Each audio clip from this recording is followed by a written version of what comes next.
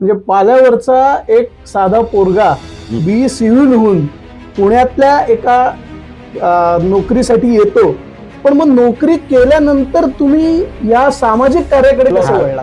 तर यानंतर हे जीवनात घडत असताना मी पुण्याला जॉबला आल्याच्या नंतर मी ज्यावेळेस आम्ही एक सामाजिक संस्थांना भेटायचो आणि सामाजिक कार्य करण्यासाठी आमच्या थोडंसं पगाराचे जे पैसे आहेत ते आपणही समाजाने आपल्याला दिले, तर समाजाचं थोडंसं देणं म्हणून आम्ही त्या ठिकाणी जायचो आणि थोडंसं करायचो.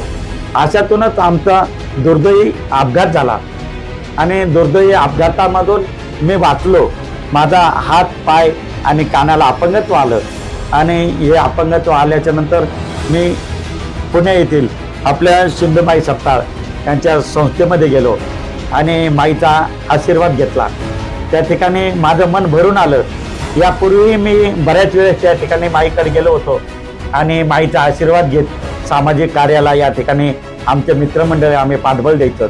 तर माईला त्या ठिकाणी मी खचून एक मनात एक दुःख होऊन मी बोललो की जीवनात सगळं संपल्यागत मला वाटायलंय आणि आता हे जगणं न राहिलेलं असं मनाला दुःख होतंय.